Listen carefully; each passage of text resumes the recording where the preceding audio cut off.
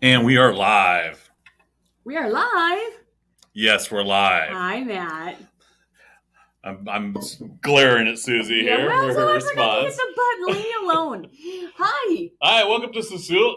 Welcome to Susilla. Suzilla. We're a little late today. We guess we're busy all morning. Yeah, So we're used to listening for us, first thing Thursday morning. I'm sorry we're late, but we're still here. yeah, we had, early morning, 8 o'clock client. Yep. And then I went and recorded some ads, and then I had a 10 o'clock appointment, then I had an 11 o'clock, and then we had other things happen, and it's been busy. Yes, we're still riding the tiger. Yes, and we're not letting go. Okay, so today I decided that we haven't had a really chance to talk about too much what we're going to talk about. We're going to talk about the rainbow in the room. The rainbow in the room. The rainbow in the room. Well, June is Pride Month. Yes, and that is rapidly approaching next week. That is rapidly approaching a week, and we are going to have a small table at Pride. Right, Wenatchee's Pride Festival, which is going to be on June 18th. June 18th at Memorial Park here in Wenatchee. If you're local, come say hi. It's going to be quite the party, from what I can tell. Well, yeah, and we are putting some fuel in the party, but I kind of wanted to talk about, some of our relationships and why we're doing it. Oh, yeah, absolutely. And the importance of it. Because I actually went and looked. You did? What'd you look at? I went and looked. And because the first thing that we advocated for was gay marriage. Here locally, or in our office? Sure. Out of our office, and it was one of those things that was, it's still a little bit today, but it's a lot less so. Was advocating for gay rights, and it was one of those things. It happened early in my career when I was looking at annuities. Okay. What'd you find out with annuities and gay rights? Well, if you weren't married, you had to immediately annuitize or cash out your retirement funds. Immediately? Yeah. You couldn't let them mature or anything? You couldn't let them mature if your partner died. So you immeditely cut off that aspect of living with someone their lifetime, and if they happen to have an early death in like their 40s or 50s, you couldn't continue to build on that nest egg. You just had to cash it in, and that was it. That was it. I imagine there were ways to take that nest egg and move it, but it would be easier just to leave it there and let it continue to grow. But the big lie at the time that was being pushed was that, hey, these, you can have a domestic partnership and it was equal to marriage. Oh, see. Yeah, no. And I could see on how the mechanics of that was completely false. And it's like, no, you need marriage. And it was one of those things that we had a few gay friends that didn't. It's like, no, I don't want marriage. Which is fine. Which is fine, but it's like you don't get married unless you're ready to get married. You don't get married because someone said you can. Yeah, and it was that BS argument that this is equivalent and you can do this, and it wasn't. No, that was one of the things that, like you said, it was the big lie. People were under the impression that, you can have just the same rights and privileges of a married couple. No, you really can't. You really couldn't. And it's a really big contract between people. And it grants you special rights. And like I said, that retirement, that loving and building a lifetime together that, you should be able to retire on. Adoption was another big... Adoption's another big one. That's another big fight. Yeah. And we, and that trend kind of continued of supporting gay rights with the Affordable Care Act. Yeah. The Affordable Care Act I can never remember the number. There's a specific... Do you want me to quote it? Yes. I almost have the thing tattooed to me. You probably do. Section 1 of 557. Yes, which guarantees rights. The rights to things like gender affirming care. Correct. Gender affirming care was a huge one because there was a number of times where someone that had transition gendered or were working on it, and would be wheeled into an ER, and they'd refuse to treat them, and they'd die on the table, Mhm. or they'd refuse, cancer treatments, or it was this horrible thing that doctors Mhm. would refuse to treat people, and they die. Based on their own personal biases. Yeah, Yeah, and that's not okay. and that was one of the things that was removed. That argument that, hey, you can't do that. That's a BS. It's seen some kind of push and pulls. Oh yeah, there's always going to be push and pulls and stuff like that.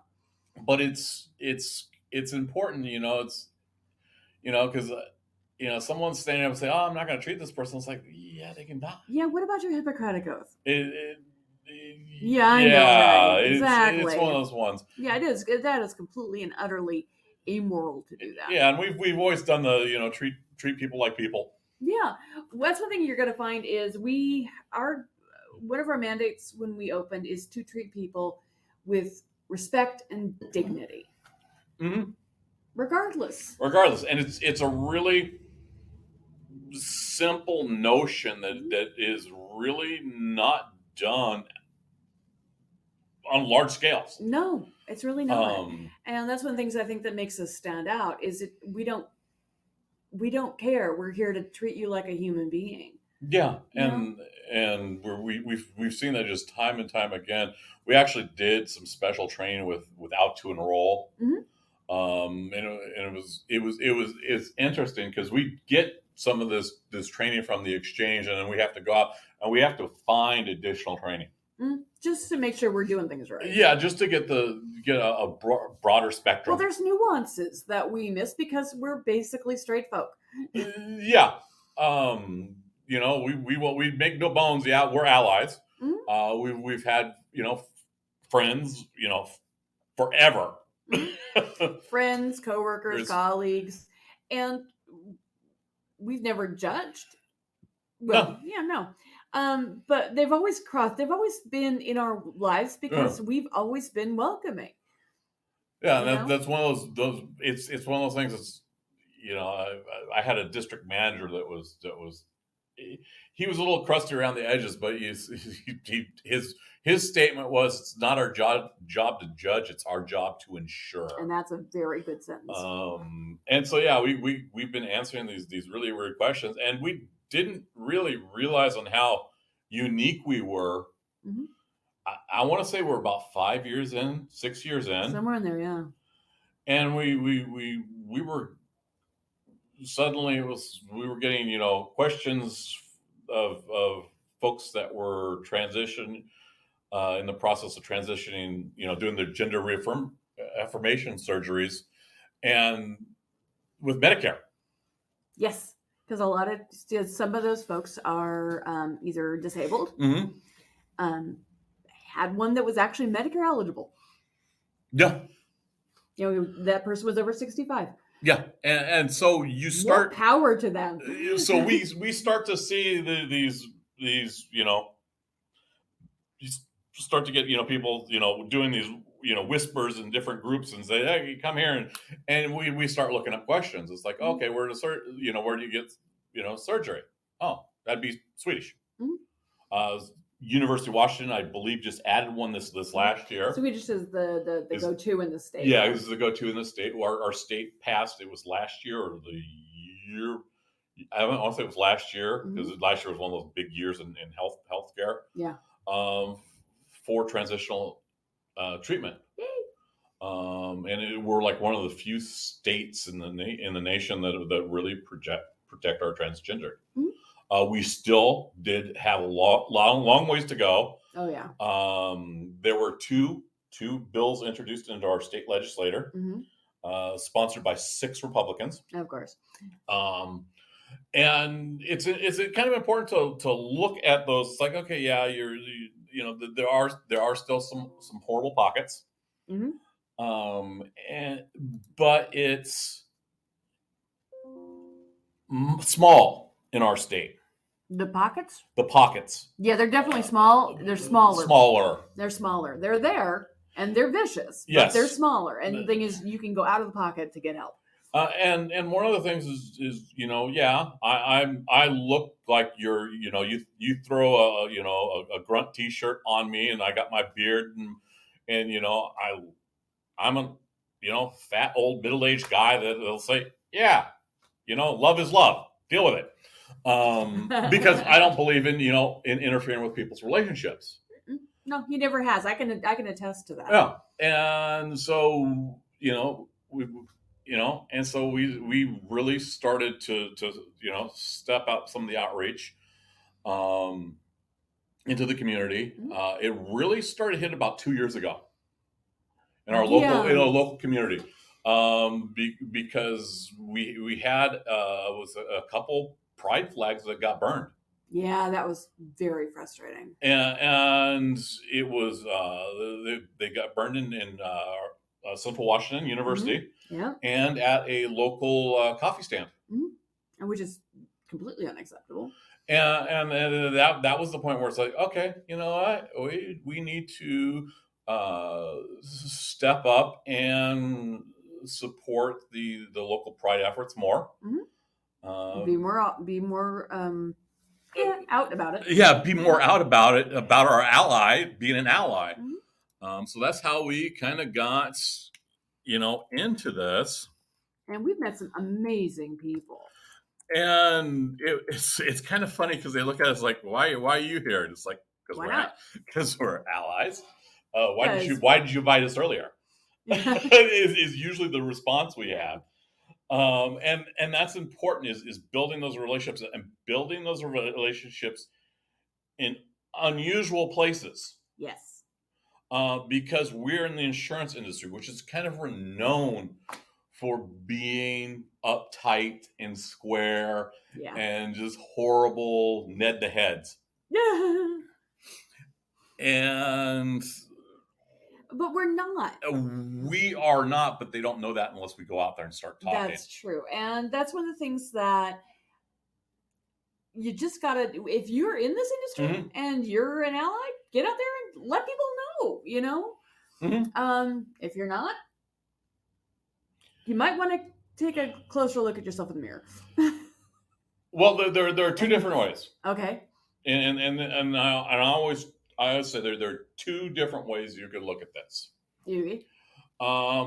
One, you can look at cause marketing. Okay. That's such a thing.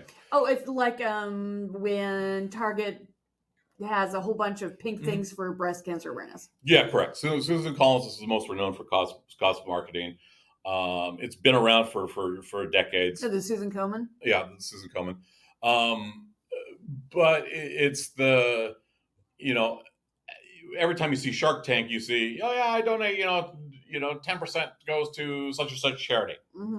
Having a cause is a good thing for a business. Yeah, people respond to it. So if you, that's why you had, groups like Nike, stand up and say, yeah, protesting for, against police brutality. That's a good thing. Yeah. So you're starting to see more and more large corporations look at the numbers and say, hey, this is the side that the population is on. We need to support it. And yes, it does feel disingenuous sometimes. There's no question about that. Oh yeah, I'm going to see a ton of rainbow stuff, and it's like, and I'll be accused. It's like, why are you here? It's because I'm an ally. But the thing is, even if it seems disingenuous, the fact is, our little agency, our little, Matt and I, we are literally genuine about this. We're not just some big corporation slapping a rainbow sticker on a T-shirt saying, "Ooh, gay pride." Yeah, and we do this year round. This isn't just a June thing for us. Yeah, we've done this thing year round for a couple of years, actually, ever. Yeah. To give you an idea, we have what they call a customer service relationship manager. It's a program. It's a computer program. And when you're in business and you deal with a lot of people and you need to keep track of a lot of information, it's good to have something like that. Absolutely. We had to modify ours almost immediately when we got it to include pronouns. I think that was the second modification I made on that. Yeah. I can't remember what the first one was, but I'm pretty sure that was the second modification I made. I remember the first one was, do you speak Spanish? Yeah. Is this person a Spanish speaker? Do we need to get somebody in to translate? Second one was, what's your pronouns? Yeah. And that way we can address people the way they need to be addressed, but the way they want to be addressed, the way they need to be addressed, the way that is appropriate for them. You know? Because part of the thing is we have intimate conversations. Yeah. About health. It doesn't get much more intimate than that because you're dealing with body issues. Yeah. So we need people to be as comfortable as possible, talking about where they're at and where they want to go. Exactly. And how we can help them make their, achieve their goals. And sometimes it's the fighting with the companies, figuring out what works best. Exactly.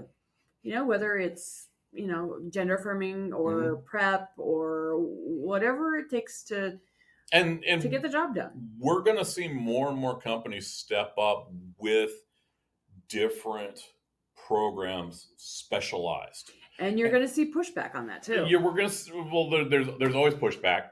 I know that I'll get pushback for even thinking of saying, "Hey, you're supporting the LGBTQ plus community," and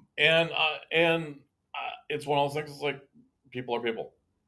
Yes, and the problem with supporting the LGBTQ plus community is we've got a few groups that are hate groups. Yes, and I'm not fans of hate groups.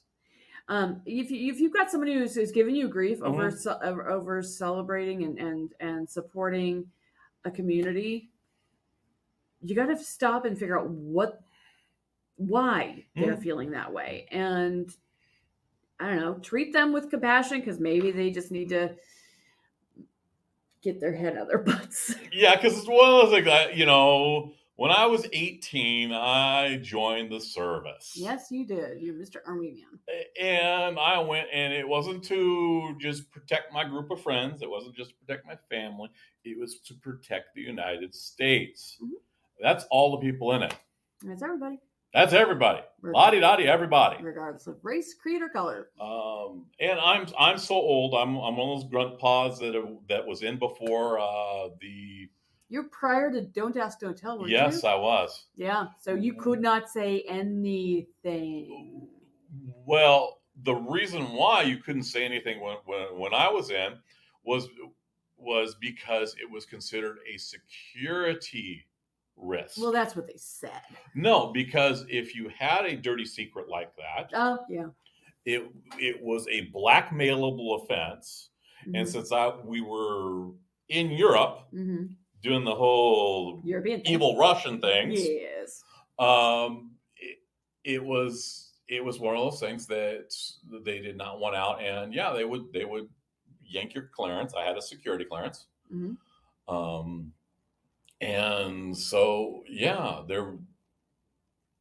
just didn't do that. No, you just didn't do that. It was just what was not being realized that is if it was okay to be open with this, and it's not a dirty little sequel, and it's not blackmailable. Correct, and it actually improves security. I know that we had a number of guys that you'll run into that are.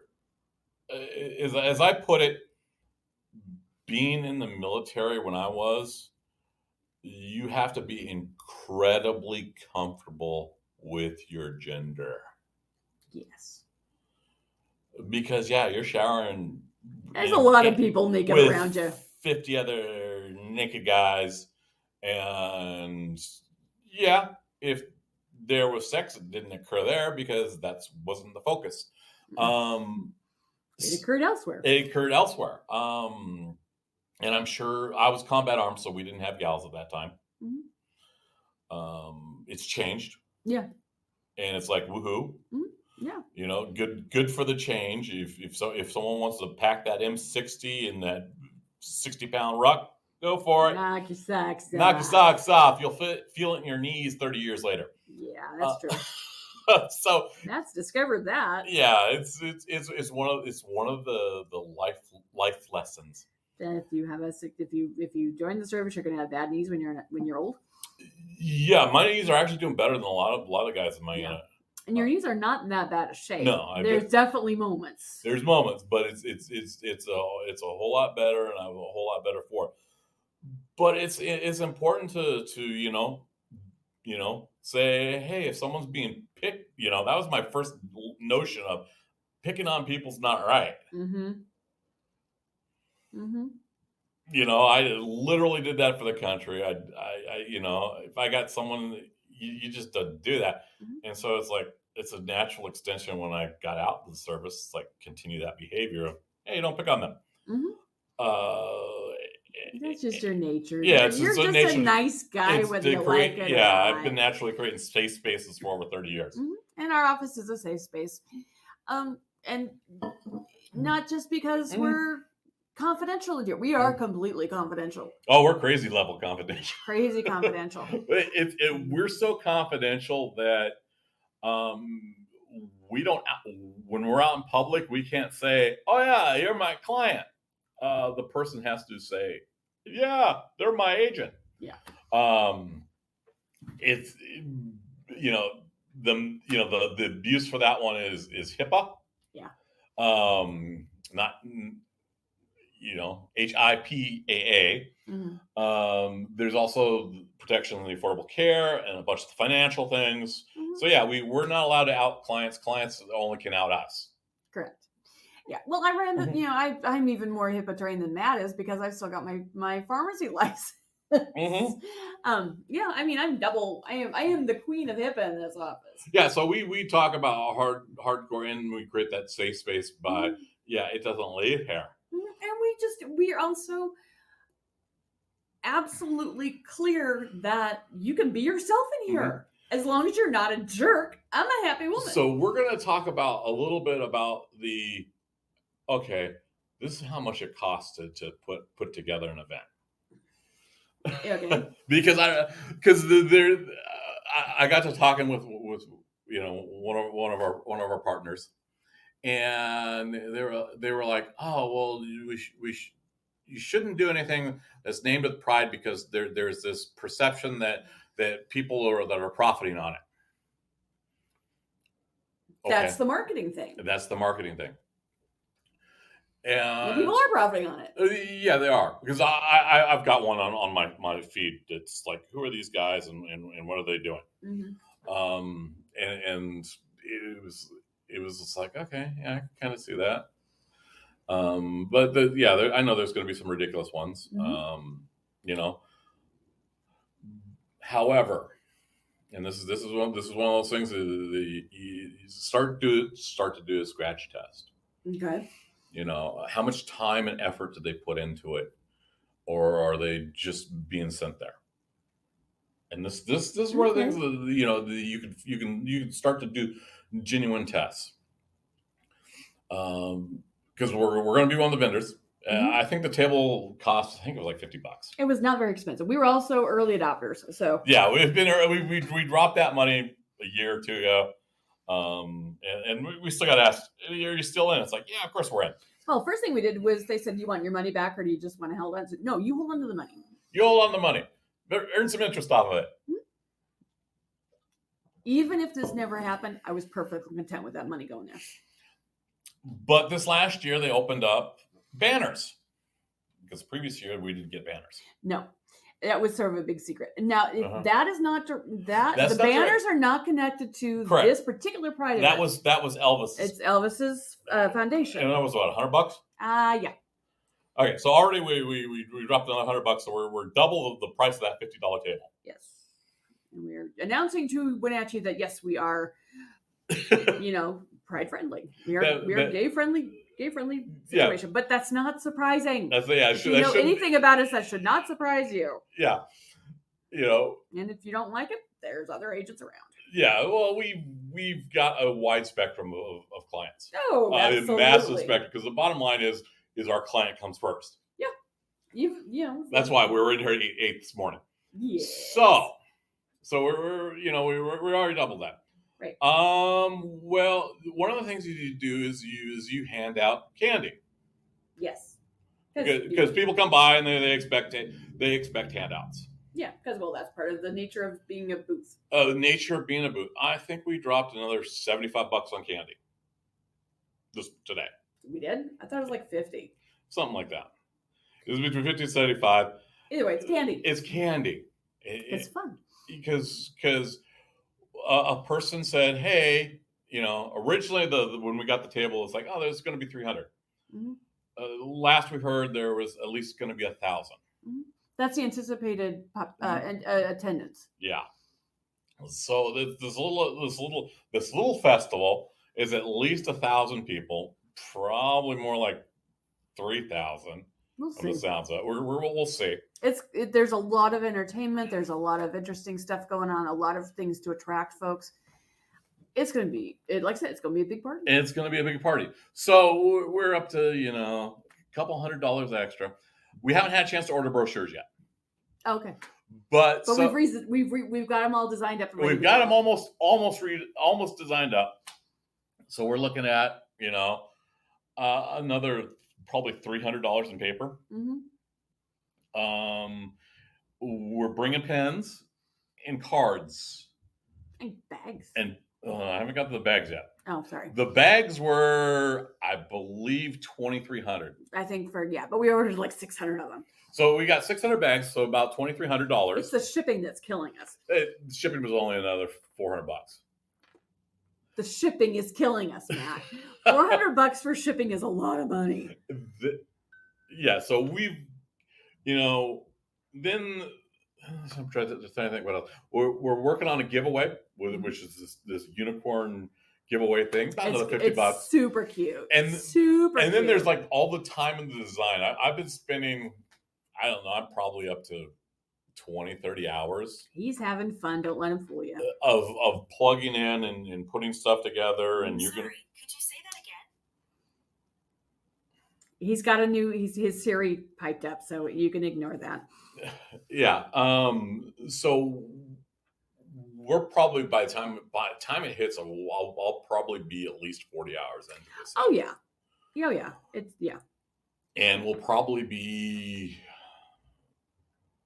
about 3,000. No, we probably crossed 3,000. We're probably closer to 4. Yeah, because what we also did is because we're the type of individuals that when we come to an event, we want the event to be as big and successful as possible. Mm-hmm. So we will drop ads. Yes. So for Pride, I think we'll have at least another $1,000 of exposure in ads. Probably, yeah, that are connected to that we're connecting. Mm-hmm. But yeah, I mean we're okay with that, and we've worked hard. And we've been fortunate to succeed and be able to contribute this. And this is why you do local businesses. Mm-hmm. Because, there's some big ones floating around there. But if you don't tap these local guys, mm-hmm. you won't be able to, you don't have someone with the resources to drop $4,000 for your event. Mm-hmm. Exactly. Because it takes a lot more effort to go through a big corporate.